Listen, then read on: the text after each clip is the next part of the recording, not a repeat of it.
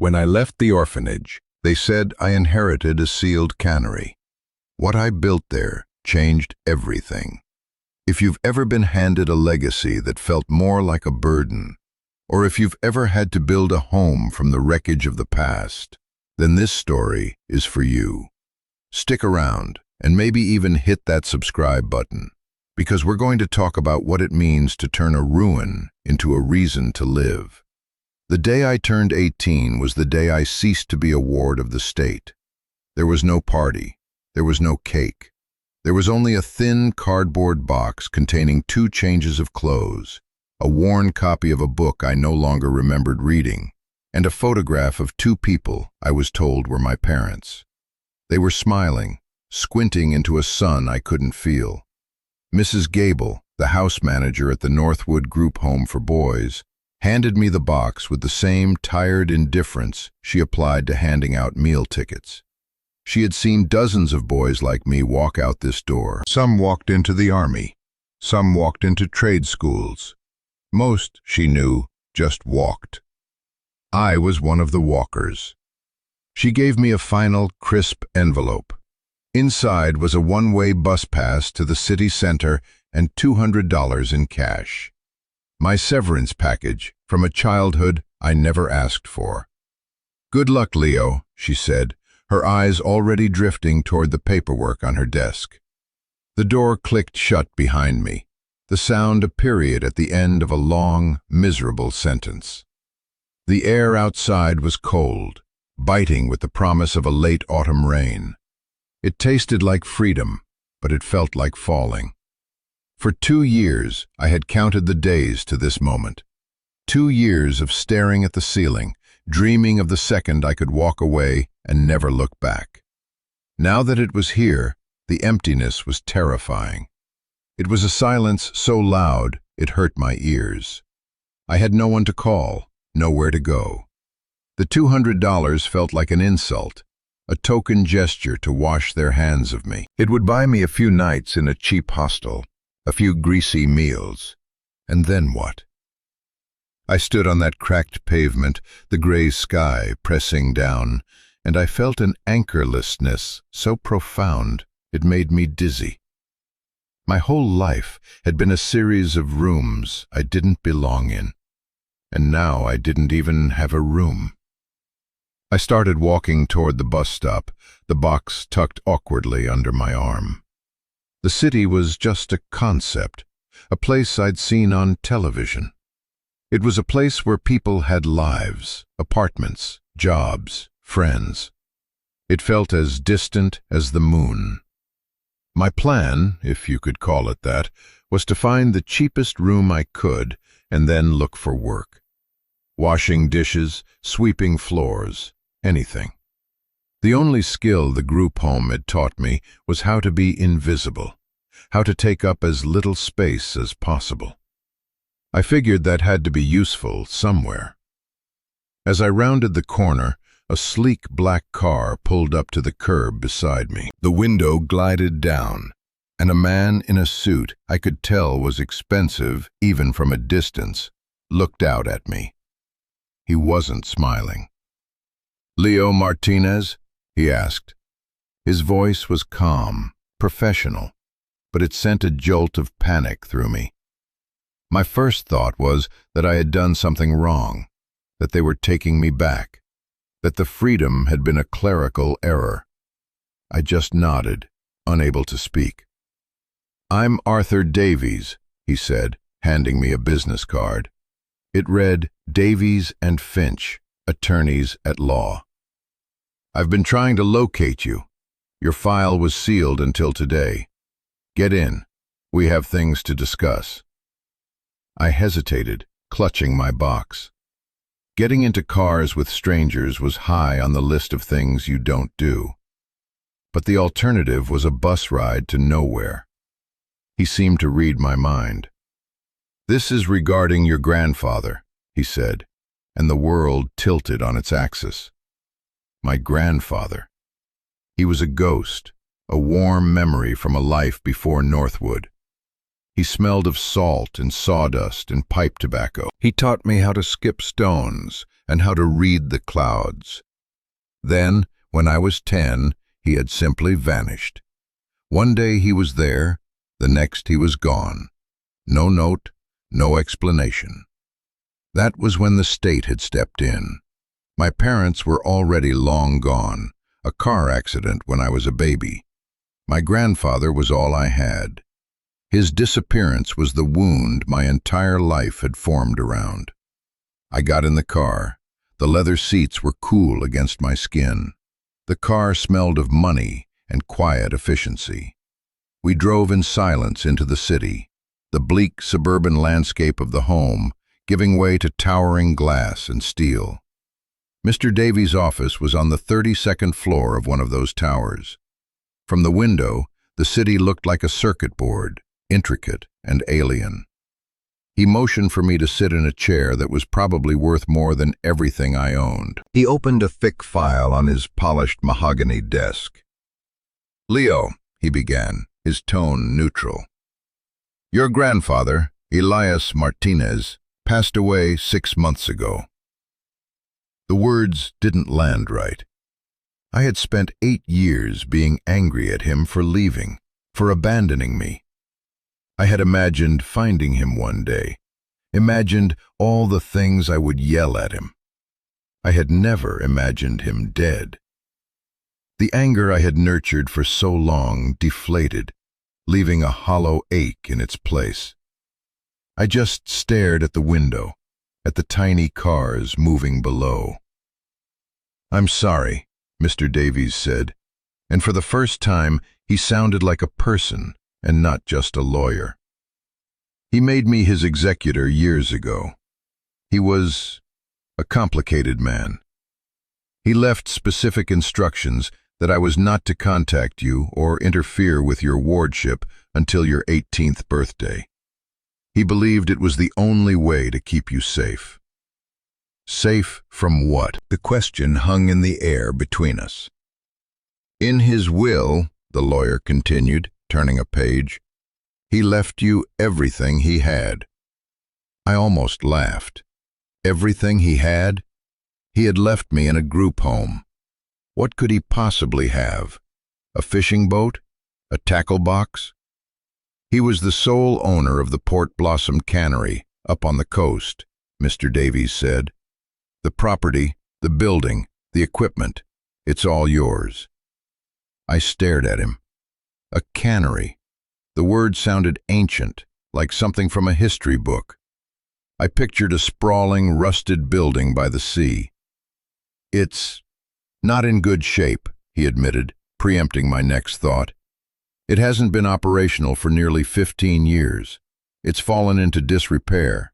In fact, the Town Council of Port Blossom has issued a demolition order. The structure is considered a public hazard." He slid a photograph across the desk. It was worse than I imagined. A huge skeletal building of corrugated metal and rotting wood slumped against a perpetually gray sky. Windows were shattered like vacant eyes. Rust bled down the walls in long weeping streaks. It didn't look like an inheritance. It looked like a corpse. "Furthermore," he said, his voice taking on a grim finality, "there are significant back taxes owed on the property, 12 years' worth. The total is just over $87,000. I felt the air leave my lungs. $87,000. I had 200. It was a joke, a cruel, elaborate joke played by a dead man. "So I inherited a debt," I said, my voice flat. "A building that's going to be torn down and a bill I can never pay." "Essentially, yes," Mr. Davies said, not unkindly. "However, there is one other thing." He pulled out another folder, this one newer, with a crisp corporate logo on it. Northgate Development. This company, Northgate, has been trying to acquire the coastal properties in Port Blossom for a new resort development. The Cannery is the last major holdout. They know about the demolition order and the tax situation. They've made an offer. He slid a single sheet of paper toward me. At the bottom was a number that made my head spin. $250,000. They will purchase the property as is, assume the tax debt, and handle the demolition themselves. After my fees and the debt are settled, you would walk away with approximately $150,000. Cash. $150,000. I couldn't even comprehend that amount of money. It was more than a fresh start. It was a new life. A real apartment, college, a car. The ability to be a normal person. It was the answer to every desperate prayer I had whispered into my pillow at Northwood. All I had to do was sign a piece of paper. Let them tear down the rusted ghost of my grandfather's life. It was the smart thing to do, the only thing to do.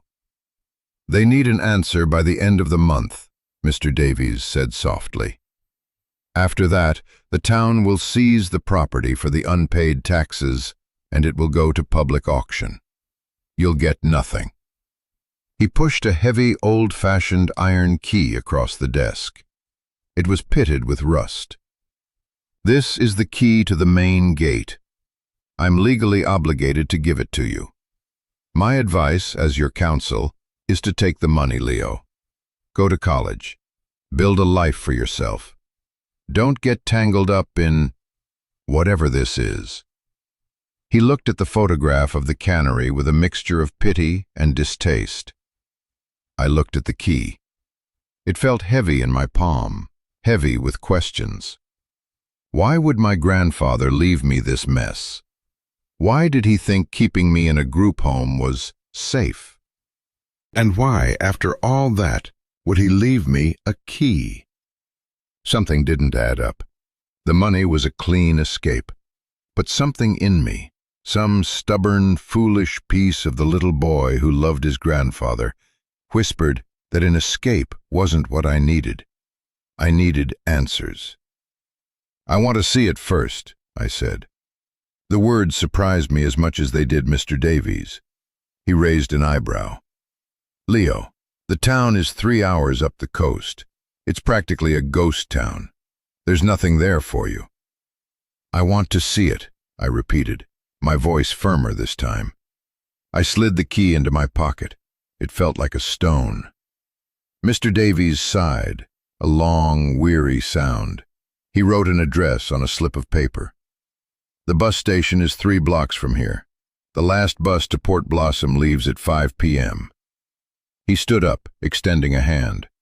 Call me when you've made a decision. And please, son, be smart about this. I walked out of the gleaming tower and back into the cold city air. The $250,000 was a siren song, promising a future free of struggle. But the key in my pocket was a question mark. And I've always been one to chase a question, even if the answer might break me. I bought a ticket to Port Blossom. The bus ride was a slow-motion dissolve from one world to another. The sharp vertical lines of the city blurred into the sprawling horizontal chaos of the suburbs, which then softened into rolling farmland. Finally, the land flattened out, and the air began to smell of salt and wet earth.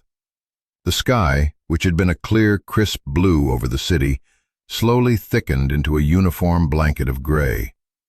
It was as if I were traveling not just north, but back in time.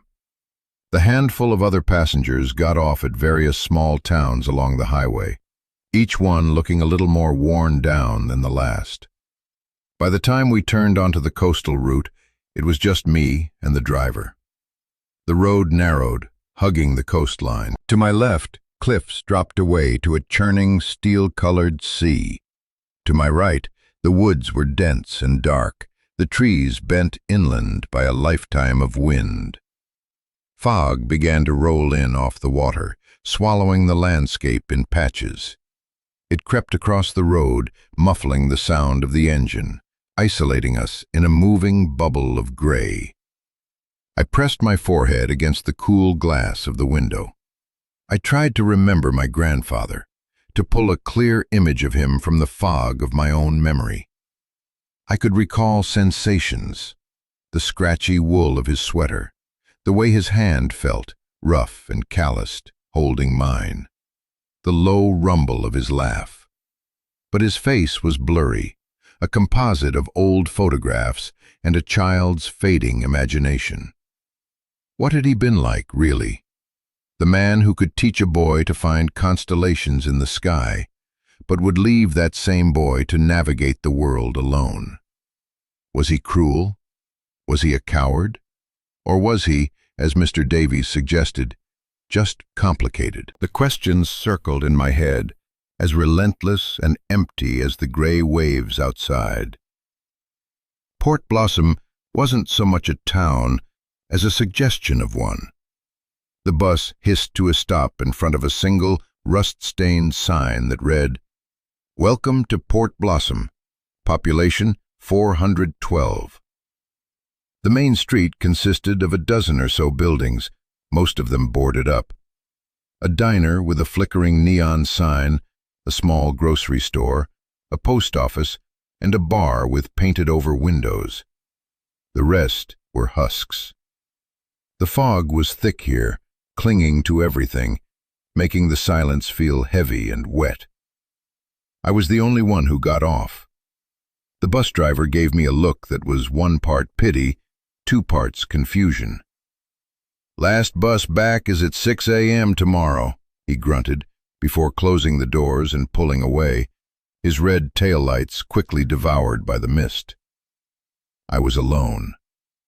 The air was thick with the smell of the sea, but it wasn't the clean, bracing smell I remembered from childhood trips to the beach. This was a heavy, industrial brine, mixed with the scent of damp rot and cold metal. It was the smell of decay. I walked down the deserted main street, my footsteps unnervingly loud. A few lights were on in the grocery store, and the diner's "open" sign glowed weakly, but I saw no people. It felt like a movie set after the crew had gone home. According to the address Mr. Davies had given me, the Cannery was at the end of town, right on the water. I found a small 2-story building with a sign that read, "The Tides Inn." It looked only slightly less derelict than the other buildings. A light was on in the lobby. An old woman with a face like a weathered sea chart sat behind the counter, knitting. She looked up as I entered, her eyes sharp and curious. "Looking for a room?" she asked, her voice raspy. I nodded. "Just for a night, maybe 2. $50 a night, cash," she said, not missing a stitch. I counted out the money from my dwindling supply. She slid a key across the counter. "Room 7. "You're not from around here," she stated. It wasn't a question. "No, ma'am." "No one's from around here anymore," she said, her needles clicking softly. "What brings you to Port Blossom?" I hesitated. "Family business," I said vaguely. She gave a short, dry laugh. "Only business left in this town is leaving it." She looked me over again. "You must be the boy, the Martinez boy." I was stunned. "How did you know?" "Small town," she shrugged. "Heard old Elias finally passed on, and that the lawyers were looking for his grandkid. You got his eyes." She paused, her expression unreadable. "You hear about the Cannery?" "I inherited it," I said. She stopped knitting. She looked at my face, then at my worn-out clothes, my cheap backpack. A flicker of something, pity maybe, crossed her face before she masked it. "Well," she said slowly, picking up her needles again, "some inheritances are blessings, some are curses. Good luck figuring out which one that is." My room was small, clean, and smelled of bleach and damp sea air. The window looked out over the back of the town toward the water. And there it was. Even through the fog, it was unmistakable. The Cannery. It was enormous, far bigger than it had looked in the photograph. It squatted on the edge of the land like a great wounded beast, its rusted metal shell hunched against the sky. It dominated the skyline, a monument to a dead industry. I stood at that window for a long time, just looking at it. It felt malevolent, ancient, a place of ghosts. My grandfather had owned that. He had walked its floors, worked its machines, and he had left it to me. Why? The lawyer's advice echoed in my head. Take the money, be smart. It was the logical choice. Sell the curse and buy a blessing. But as I looked at that hulking ruin, I felt a strange pull. It was the last piece of him, the last tangible connection to the man who was the beginning of my story. Selling it felt like burying him a second time, without ever knowing who he was. Sleep didn't come easily. The sound of a distant foghorn, a low, mournful moan, echoed through the night. It sounded like the town itself was crying. The next morning, I woke before dawn. The fog was even thicker, a dense white wall outside my window. I drank a cup of watery coffee in my room and ate a stale granola bar from my bag. Then, with a heavy iron key in my pocket, I walked out into the white silence to face my inheritance. The walk to the Cannery was short. A chain-link fence, topped with rust-pocked barbed wire, surrounded the property. The main gate was secured with a thick, heavy chain and a padlock that looked like it had been fused shut by years of salt and rain. This was what the key was for. I slid the key into the lock. It resisted, gritty with rust. I had to put my whole body into it, twisting with all my strength. For a moment, nothing happened. I thought it was hopeless.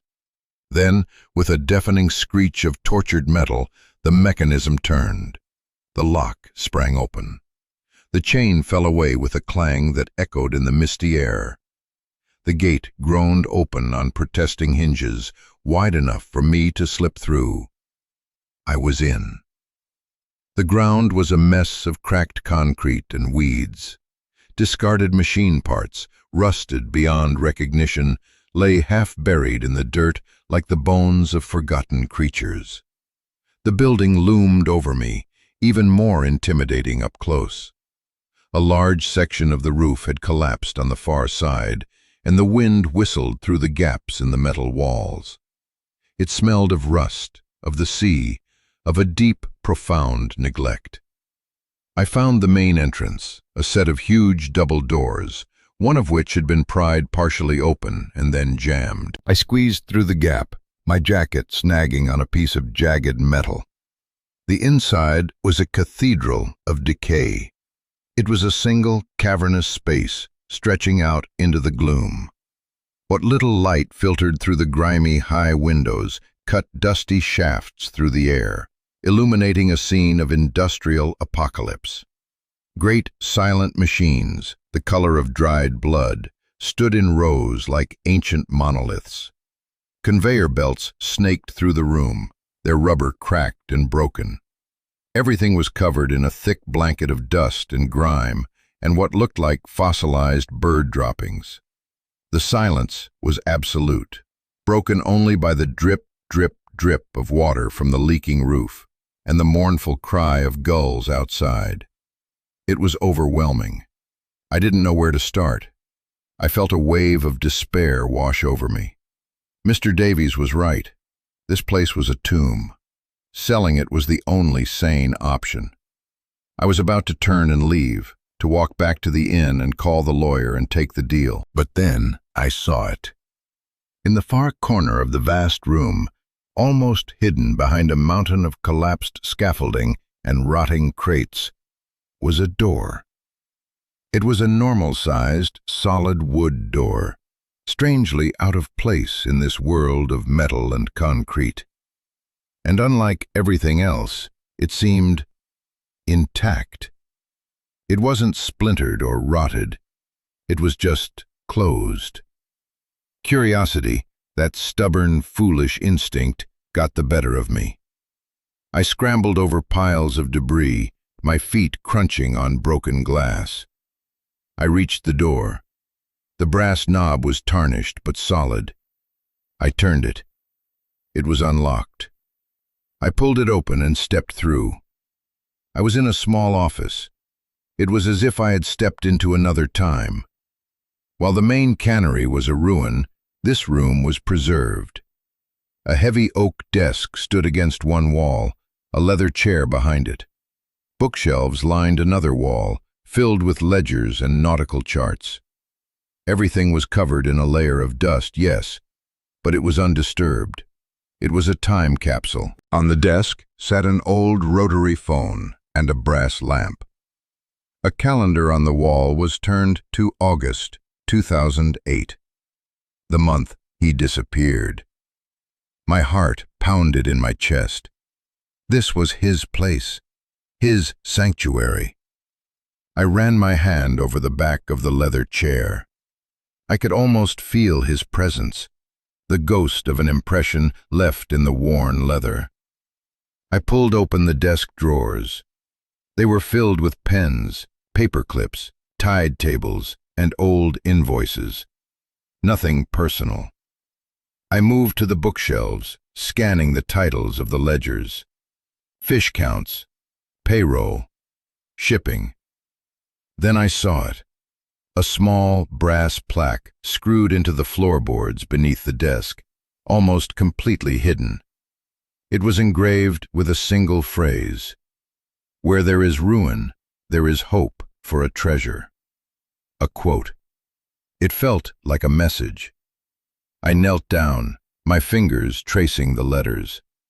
The floorboard beneath the plaque felt different. I pressed on it. It gave slightly.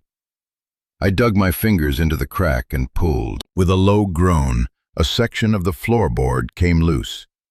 Beneath it was a dark, square cavity, and nestled inside, wrapped in oilcloth, was a heavy steel lockbox.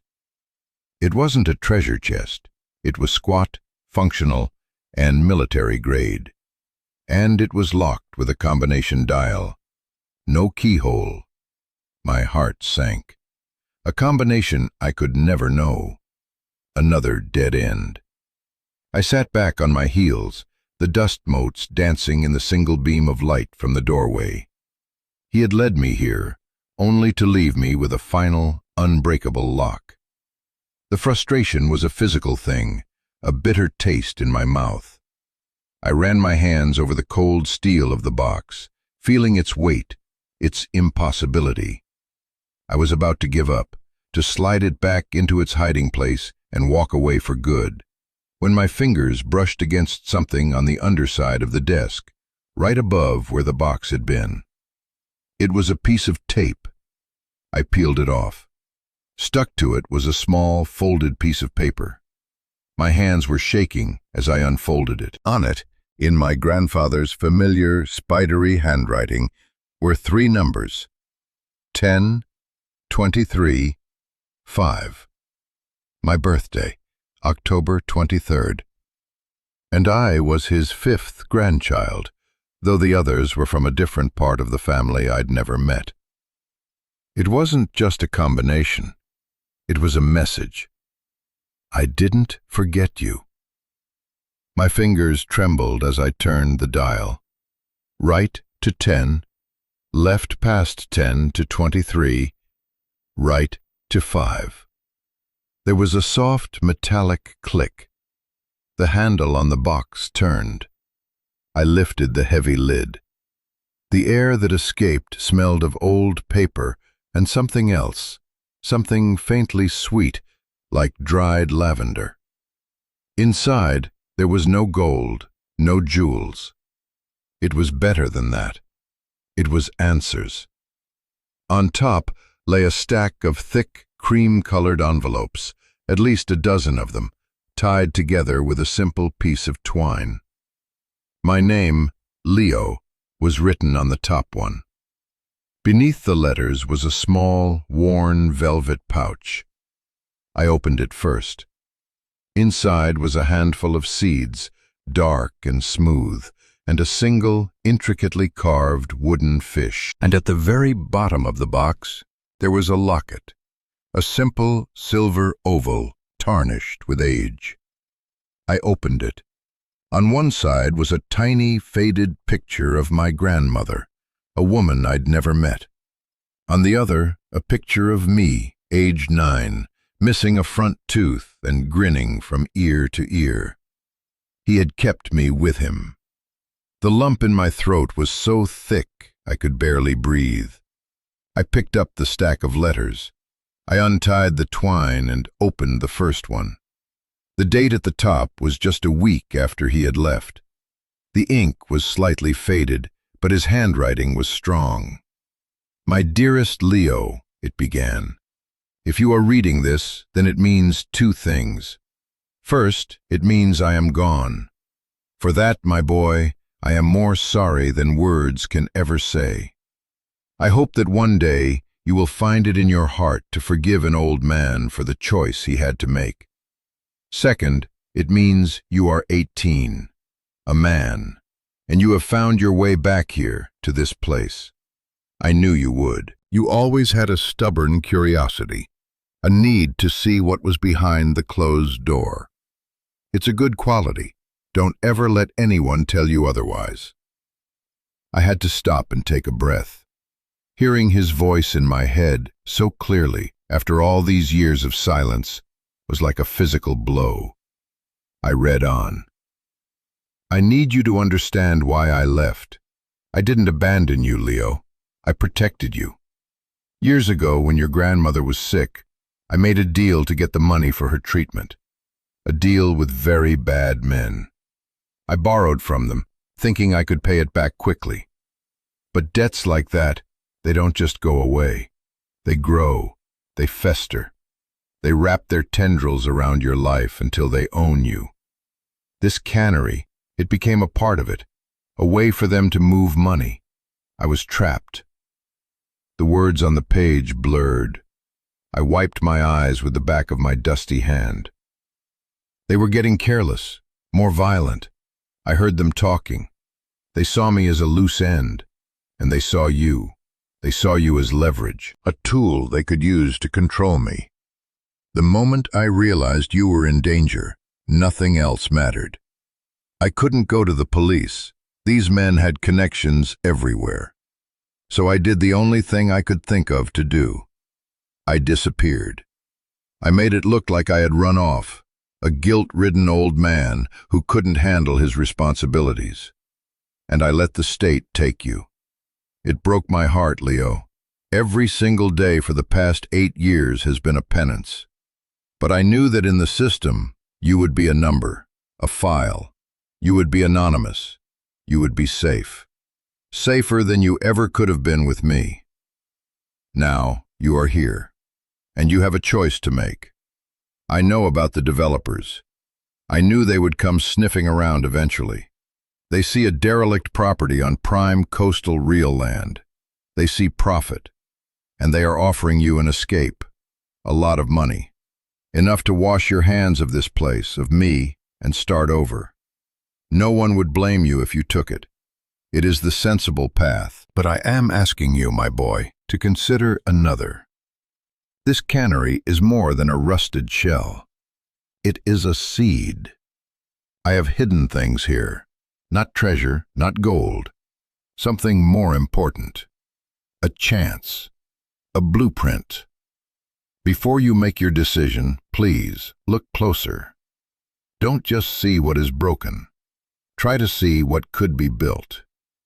Whatever you choose, know that I have loved you every single day. Your grandfather, Elias. I finished the letter and let it fall into my lap. The silence of the office rushed back in, but it was different now. It was filled with the ghost of his words, with the weight of his sacrifice. He hadn't abandoned me. He had saved me. The anger I had carried for so long, the hard knot of resentment in my chest, finally, blessedly, dissolved. And in its place, an ocean of grief. I sat on that dusty floor, in that forgotten office, and I wept. I cried for the little boy who thought his hero had left him. I cried for the teenager who had built a wall of bitterness around his heart. And I cried for the old man who had given up everything, his home, his name, his only family, to keep one little boy safe. It was a raw, ragged grief that shook my entire body. I cried until I had nothing left. It felt like I was washing away 8 years of grime, not just from this room, but from my own soul. This story is about finding out that the story you've been telling yourself your whole life is wrong. Have you ever had a moment like that? A moment where the villain of your story turns out to be the hero.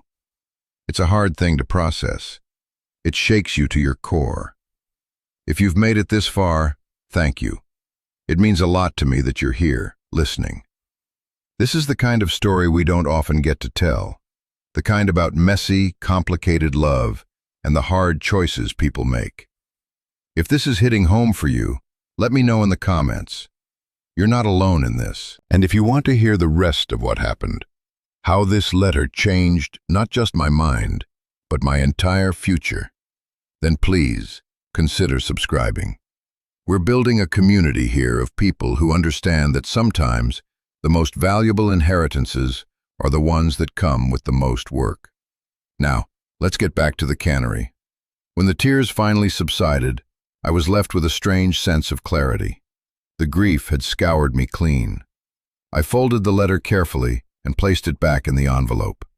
The choice before me was suddenly stark and terrifyingly real. On one hand, there was the money. $150,000. A ticket to a new life, a life of ease and anonymity, free from the ghosts of Port Blossom. It was safety. It was a future. On the other hand, there was this ruin, this monument to my grandfather's pain and love. He had asked me to look closer. He had called it a seed. It was a ridiculous romantic notion, a half-collapsed, debt-ridden building against a fortune in cash. There was no real choice to make. Any sane person would take the money and run. I stood up, my legs stiff. I walked out of the office and back into the vast, decaying main hall. The light had shifted. The sun, weak as it was, had broken through the fog, and now long, dramatic fingers of light pierced the gloom, illuminating the silent, rusted machines. It was beautiful in a terrible, sad way. I walked the length of the building, my footsteps echoing. I tried to see it through my grandfather's eyes, not as a failure, but as potential. What had he meant by a blueprint? What had he hidden? I spent the rest of the day in a haze, exploring every corner of the cannery. I found collapsed storage rooms filled with rotting nets, a machine shop where tools lay scattered as if the workers had just walked away mid-job. I found the old ice house, the walls still thick with cork insulation. It was all junk, all decay. The developer's offer seemed more and more like a lifeline. As dusk began to settle, painting the interior in shades of deep purple and gray, I felt a pang of hunger. I hadn't eaten since the granola bar. I locked the gate behind me and walked back toward the faint lights of the town. The diner was warm and bright, a small island of life in the sea of twilight. The bell over the door chimed as I entered. The same woman from the inn was behind the counter, wiping it down with a cloth. She looked up. "Figured I'd see you again," she said. "Place like this has a way of working up an appetite, or driving a man to drink. Lucky for you, the bar is closed." She gestured to a booth. "Sit, I'll make you a burger." Her name was Sarah. I learned that as she cooked, her movements efficient and practiced. She'd lived in Port Blossom her whole life. She'd known my grandfather. He was a good man, she said, her back to me as she flipped the burger. Quiet, kept to himself, especially after your grandmother passed. But he was fair. He gave a lot of people in this town work when there was none. She brought the plate over. The burger was perfect, simple, hot, and real. Everyone was shocked when he took off, she continued, leaning against the counter. Didn't seem like him, leaving the place to rot, leaving you. She looked at me, her gaze steady. Town's been dying ever since. Northgate buying everything up. The Cannery is the last piece. They want to tear it all down, put up condos for rich folks from the city. A golf course. They call it revitalization. Most of us just call it erasure. She said it without bitterness, just a flat statement of fact. I ate my burger in silence, her words settling in my gut along with the food. Selling to Northgate wasn't just about me and my future. It was about the future of this town, however small and broken it was. It was the final nail in the coffin of Port Blossom. I paid for my meal, leaving a generous tip from my dwindling cash. Thank you, I said, for the food, and for talking to me. No trouble, she said. You're staying at the inn again tonight? I nodded. Well, if you decide to stick around, you'll need more than burgers to live on. Groceries open till 7. It was a small thing, a practical piece of advice, but it felt like something more. It felt like an assumption that I might, just might, be staying. That night, I couldn't sleep. I unrolled the other letters, but I didn't read them. Not yet. I just held them, feeling the weight of them. My grandfather's voice from the first letter was a constant refrain in my mind. Don't just see what is broken, try to see what could be built. The next morning, I didn't take the 6 a.m. bus. I went back to the Cannery. I had to know. I had to find what he meant. I went back to the office, to the source. I sat at the desk and read the first letter again, slowly, this time searching for clues. One line stood out, a phrase I had glossed over before. The silver salmon always swims upstream to find its home. It sounded like poetry, a proverb. But my grandfather wasn't a poet. He was a practical man. It had to mean something literal. A silver salmon. I searched the office again. Nothing. I went back out into the main hall. The Cannery had processed salmon. There were old, faded logos on crates, pictures of leaping fish. But nothing special, nothing that stood out. I spent hours searching, my hope dwindling with each passing minute. I felt like a fool, chasing a ghost's riddle. Finally, exhausted, I sat down on an overturned crate in the very center of the vast room, right where a main processing line would have been. I leaned my head back and stared up at the ceiling. And then I saw it. High up on a steel support beam, almost invisible in the grime and shadow, was a small, faded painting. It was a salmon, rendered in what was once shimmering silver paint, now tarnished to a dull gray. And it was oriented differently from all the other logos. It was pointing up toward the ceiling, but also angled toward one of the walls. Upstream. My heart started hammering again. I followed the direction it pointed.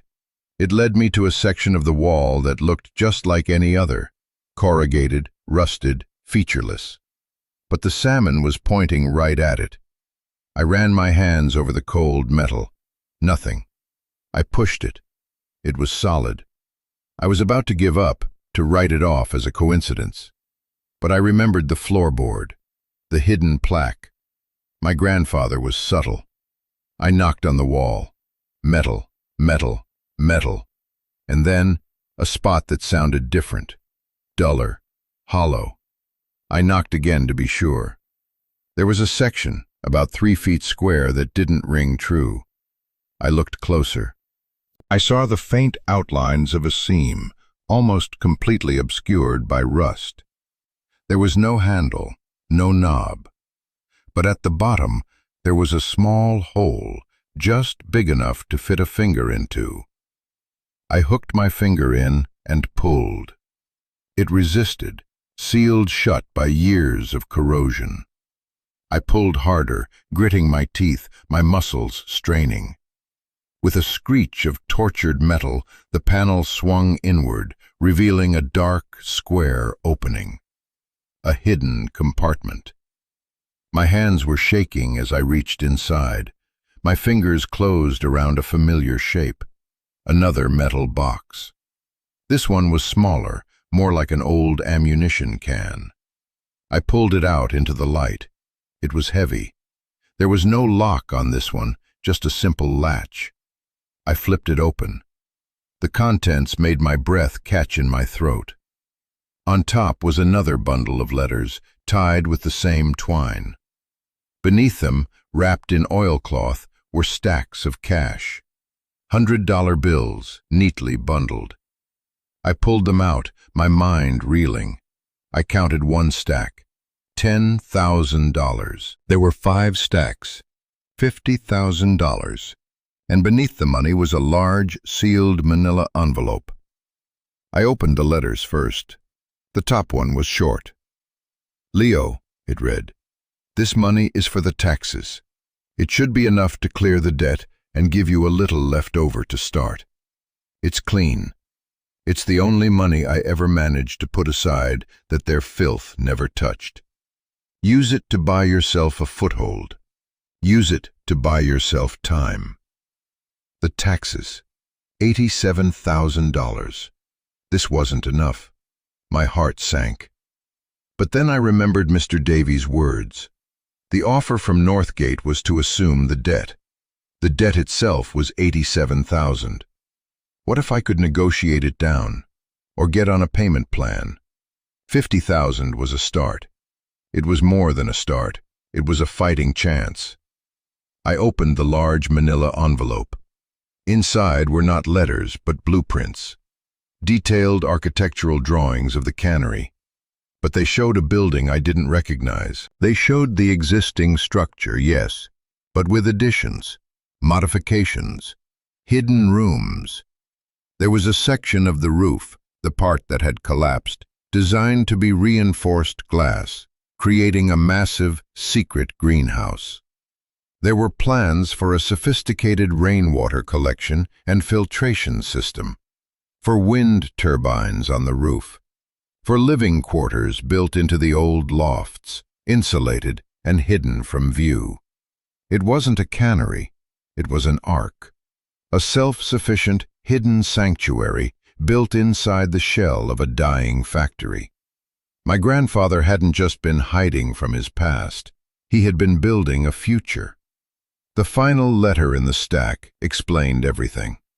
"The men I owed," he wrote, "they think this place is worthless, a shell to be torn down.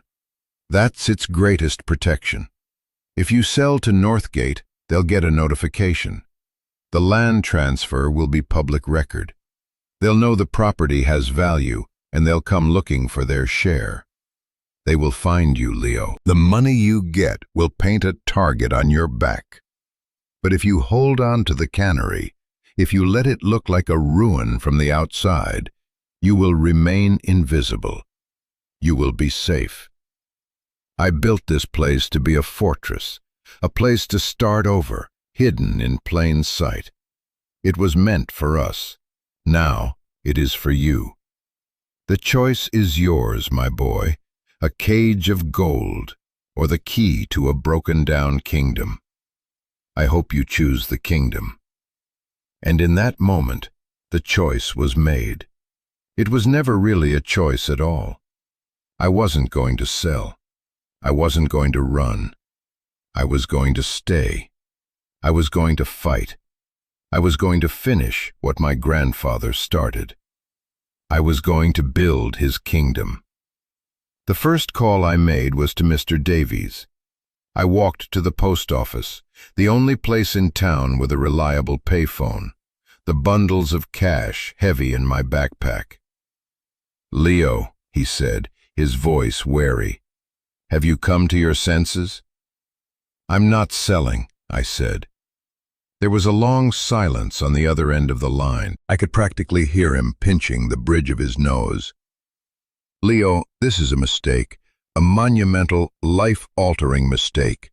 That money is your future." "No," I said, my voice steady. "This cannery is my future. My grandfather left me money for the taxes, $50,000. "That's not enough," he snapped, his professional calm finally breaking. "The bill is $87,000, and it's growing every day." "Then I need you to be my lawyer," I said. "I need you to go to the town council, offer them the $50,000 immediately as a show of good faith. Negotiate a payment plan for the rest. Tell them I'm taking possession of the property, and the demolition order needs to be rescinded. I'm going to repair it." I heard him take a deep, shuddering breath. He was about to argue, to tell me all the ways this could go wrong, but then he stopped. "He really got to you, didn't he said, his voice soft again. "The old man." "Yes," I said. "He did." There was another pause. "All right," he said, and I could hear the resignation in his voice, but also a flicker of something else. Respect, maybe. "All right, Leo, I'll make the call. But you need to understand, Northgate is not going to be happy. They play rough."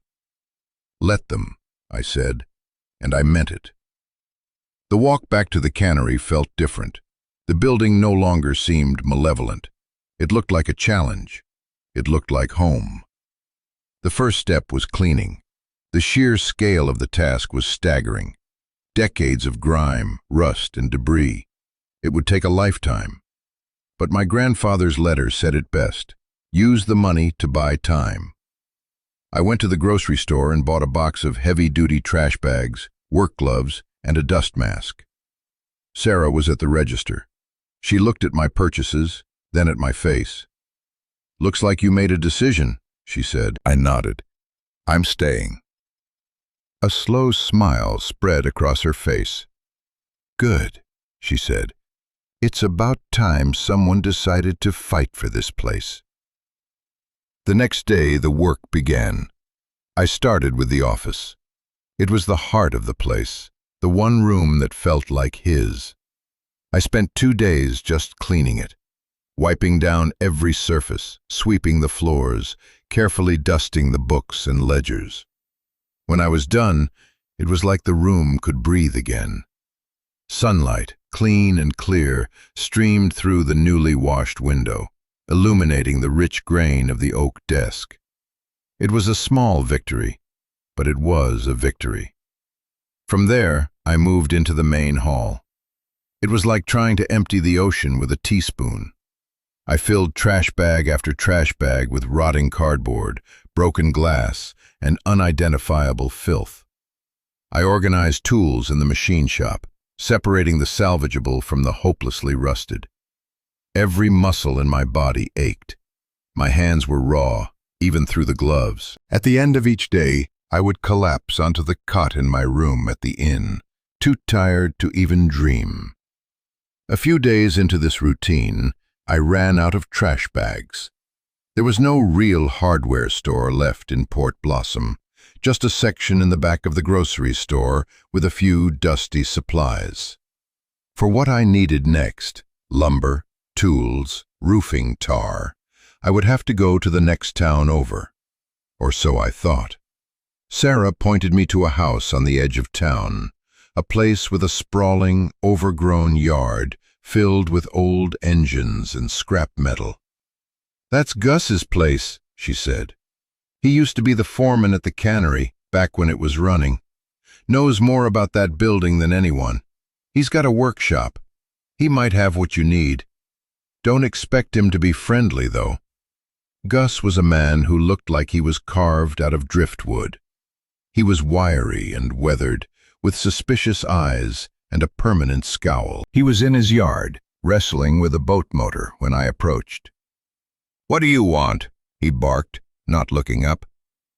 "I'm Leo Martinez," I said, "Elias's grandson." He stopped what he was doing and straightened up slowly. He wiped his greasy hands on a rag and stared at me, his eyes narrowed. "I know who you are," he grunted. "Heard you were crazy enough to try and save that scrap heap." "I need supplies," I said, getting straight to the point. "Lumber, roofing patch, some decent tools. I can pay."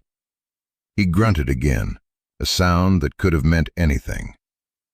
He led me to a large shed behind his house. It was a wonderland of tools and materials, organized with a meticulousness that bordered on obsessive. He watched me as I pointed out what I needed. "What's a kid like you know about patching a roof?" he asked, his voice laced with contempt.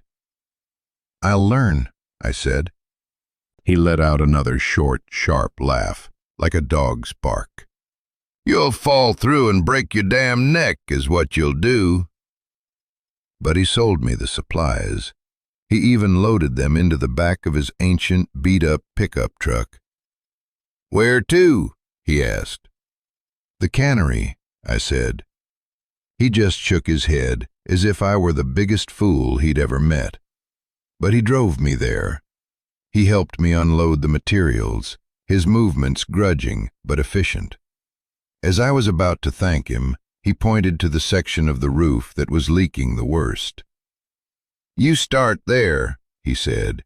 "Use a double layer of the patch, and for God's sake, watch where you step. The purlins are rotted through on the west side." He got back in his truck and drove off without another word, leaving me standing there amidst my new supplies. It wasn't an offer of help, but it wasn't a rejection either. It was information. It was a start. A week later, Mr. Davies called me at the inn. His voice was tired but triumphant. "They took the deal," he said. "The council. They accepted the $50,000 and agreed to a 5-year payment plan for the balance. The demolition order is officially on hold." I felt a wave of relief so intense it made me sit down on the edge of the bed. "But," he added, his voice turning serious, "I also got a letter from Northgate's legal team. It's not friendly. They're accusing you of acquiring the property under false pretenses and threatening to sue you for breach of an implied contract. It's nonsense, legally, but it's a clear signal. They're going to try and bury you in legal fees. They're going to try and bleed you dry." The fear was a cold knot in my stomach, but it was quickly replaced by a hot surge of anger. "Let them try," I said. The next day, I was up on the roof. It was a terrifying, exhilarating experience. The wind whipped at me, and the whole structure seemed to groan under my weight. I moved slowly, carefully, testing each step, just as Gus had warned.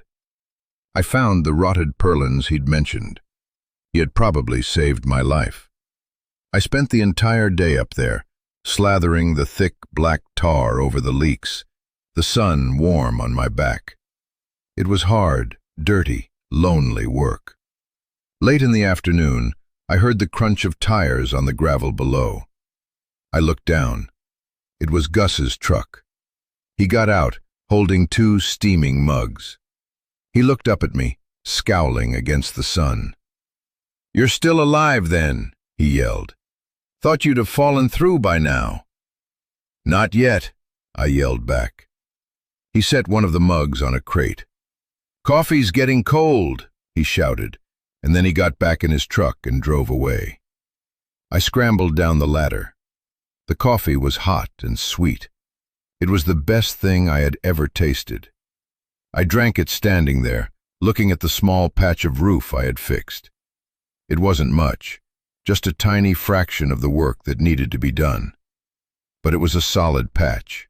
It was a start. And for the first time since I had arrived in Port Blossom, I didn't feel entirely alone.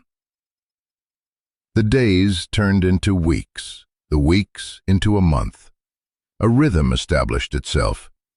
I would wake up at dawn, work at the cannery until my body gave out, and then walk to the diner, where Sarah would have a hot meal waiting for me. I moved out of the inn and into the office, sleeping on a cot I'd bought. It was my home now.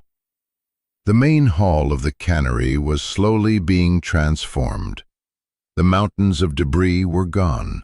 The floors were swept. I had cleaned the grime from a massive section of the high windows, and now, on clear days, the entire space was flooded with a beautiful, diffused light. It was still a ruin, but it was a clean ruin. It was a place with potential. Gus started showing up more often. He never announced his visits. He would just appear, grumbling, and point out a structural weakness or show me how to properly service a piece of machinery. "This belt tensioner is shot," he'd mutter, handing me a wrench. "If you'd turned it on like this, it would have taken your arm off." He was teaching me, in his own gruff, indirect way. He was passing on his knowledge of the building, his institutional memory. Sarah started packing me lunches. "You'll waste away to nothing if you keep forgetting to eat," she'd say, pressing a paper bag into my hand. Inside would be a thick sandwich and a piece of fruit. The people in town started to nod at me when I walked down the street. The initial suspicion was slowly, very slowly, being replaced by a grudging curiosity. I was no longer just the Martinez boy. I was the kid at the cannery, the one who was crazy enough to stay. One afternoon, I was trying to rig a pulley system to haul some of the heavier debris out of the collapsed section. It wasn't working. The ropes were slipping, and I was getting more and more frustrated. Suddenly, a shadow fell over me. It was Gus, and with him were two other men, both older, their faces as weathered as his. I recognized them from the diner. "You're doing it all wrong," Gus grunted. "You need a block and tackle. You're just going to give yourself a hernia that way." Before I could respond, the three of them set to work. They moved with an easy, practiced familiarity, tying knots and rigging ropes. In 10 minutes, they had created a system that allowed me to lift a massive, twisted piece of steel with minimal effort. They worked with me for an hour, helping me clear the worst of the wreckage. No one said much. There was just the sound of straining ropes, groaning metal, and shared effort. When they were done, one of the other men, a tall, lanky fellow named Bill, clapped me on the shoulder. "Elias would be proud," he said, and then they left. I stood there, in the space they had helped me clear, and I looked at the progress we had made. It was the first time I had thought of it as we. That evening, I decided to read the next letter. I sat at my grandfather's desk, the brass lamp casting a warm glow over the page. This letter was different. It wasn't about the past. It was about the future. "Leo," it began, "if you have made it this far, it means you have chosen the kingdom. It means you have started the work. I know it is overwhelming. But you are not just fixing a building. You are building a home. And a home is not just walls and a roof. It is people. It is community." He went on to describe his real vision for the cannery. The greenhouse wasn't just for growing food for one person. It was big enough to feed a dozen families. The water filtration system wasn't just for a single tap. It could provide clean water for the whole block. The workshop wasn't for one man's hobbies. It was for teaching skills, for repairing what was broken, for creating new things. "This town is dying, Leo," he wrote, "but it doesn't have to die. It's full of good people who have been forgotten, people with skills and pride who have been told they are obsolete. The cannery was once the heart of this town. It can be again, not by canning fish, but by cultivating community. Give them a place to gather, a place to work, a place to grow. Don't just build a fortress for yourself. Build a sanctuary for everyone. I looked out the window at the lights of the town, few and far between as they were. I thought of Sarah's kindness, of Gus's gruff guidance, of the quiet help from the other men. My grandfather's vision wasn't just a dream. It was a possibility. It was a seed that was already, improbably, beginning to sprout. The work took on a new meaning. I wasn't just reclaiming my inheritance. I was building on it. I used the blueprints to find the hidden spaces. I cleared the collapsed section of the roof and, with Gus's help, ordered the reinforced glass panels. It took almost all of my remaining money, a terrifying gamble. While we waited for them to arrive, we worked on the rainwater collection system, cleaning out the old cisterns and repairing the network of pipes that ran through the building. The news about Northgate's lawsuit came in a formal letter.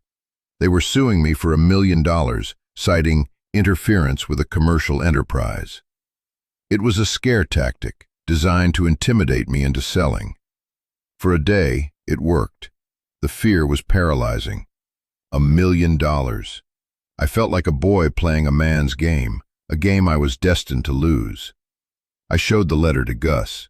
He read it, his expression unreadable. Then he spat on the ground. "Vultures," he said. "They tried to do the same thing to the boatyard 10 years ago. Buried old man Hemlock in paperwork until he gave up and sold for pennies on the dollar." He looked at me, his eyes hard. "Don't you dare give up." That night at the diner, the atmosphere was tense. Everyone had heard about the lawsuit. They looked at me with a mixture of pity and fear. They knew what a company like Northgate was capable of. As I was about to leave, Sarah stopped me. "A few of us were talking," she said, her voice low. "We put some money together, for your lawyer." She slid an envelope across the counter. It was thick with cash.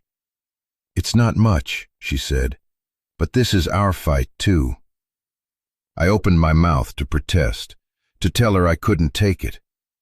But I looked around the diner, at the faces of the handful of people there. The fishermen, the retired mill workers, the handful of young people who hadn't left yet. I saw the same stubborn pride I had seen in Gus, the same quiet resilience. They weren't just giving me money. They were investing. They were choosing to believe. I took the envelope. "Thank you," I said, my voice thick. "We're not going to lose." Months melted into a year. The lawsuit from Northgate dragged on, a constant low-grade threat. But with the town's support and Mr. Davies' surprisingly tenacious legal work, we held them at bay. He managed to get their initial claims dismissed, forcing them to refile, buying us more time. And time was what we needed. The glass panels for the greenhouse arrived. Installing them was a massive undertaking. It took a dozen of us, a crew of volunteers from the town, guided by Gus's exacting instructions. For a week, the cannery was filled with the sounds of collaboration, of shouted instructions and shared laughter. When the final panel was secured, a cheer went up. We had done it. We had put a new roof on the cannery. We had let the light in. The greenhouse was the turning point. Sarah, who had a passion for gardening, took charge. We built raised beds from salvaged lumber. We used the seeds from my grandfather's velvet pouch and others that people brought from their own gardens. Soon, the vast, sunlit space was filled with rows of green shoots. Tomatoes, lettuce, beans, herbs. Life, vibrant and defiant, was growing in the heart of the ruin. The cannery began to breathe again. The workshop became a community hub. Gus taught a handful of younger people how to weld and work with engines. Bill, the lanky fisherman, started a net mending class. I, in turn, learned from all of them. I learned how to read the weather from the clouds, how to splice a rope, how to fix a diesel engine. I was no longer just the owner of the cannery, I was a part of it. We weren't just fixing a building anymore.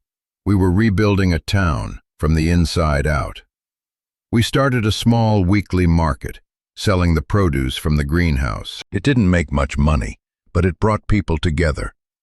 It gave them a reason to gather, to talk, to hope. The cannery was no longer a symbol of decay. It was becoming a symbol of resilience. One cool autumn evening, 2 years after I first arrived, I stood on the newly repaired loading dock, looking out at the water. The sun was setting, painting the sky in fiery strokes of orange and pink. The building behind me was alive. I could hear the hum of the ventilation fans in the greenhouse and the sound of someone working in the machine shop. The air smelled of salt, soil, and sawdust. It smelled like life. I thought about the boy who had stepped off the bus 2 years ago, lost and alone, with nothing but a box of meager possessions and a heart full of anger. He wouldn't recognize this place. He wouldn't recognize the person I had become. My inheritance hadn't been the building itself. It hadn't been the money or the blueprints. My real inheritance was a choice. The choice to see potential where others saw ruin. The choice to build something instead of running away. The choice to accept help, to trust people, to become part of something larger than myself. My grandfather had given me more than a broken-down kingdom. He had given me a home. Not a place to live, but a reason to live. The fight with Northgate isn't over. They're still out there, vultures circling. And the work on the cannery will never truly be finished. There are always more leaks to patch, more systems to improve, more ideas to try. But that's the point. A home isn't a finished product. It's a living, breathing thing that you have to tend to every single day. It's a promise you make to the past and to the future. This journey taught me that the most important things we build aren't made of wood and steel. They're made of trust, resilience, and shared purpose. They're built by communities of people who refuse to be forgotten. My story isn't unique. All around us, there are derelict canneries, abandoned dreams, broken families, forgotten towns. Parts of our own lives we've written off as ruins. But they are never just ruins. They are seeds. They are foundations. They are waiting for someone to come along who is brave enough to see their potential, to do the hard work, and to build something new. So I want to ask you, what's the cannery in your life? What broken thing have you been told to tear down that might just be worth saving? Share your story in the comments below. I promise you, I will read every single one. Because this space, this channel, it's not just about my story. It's about ours. It's a place for people who build, who repair, who hope. If that sounds like you, if you believe in the power of second chances, then hit that subscribe button. Let's build this community together. Because you never know when a simple choice to stay and fight can change not just your own life, but everything.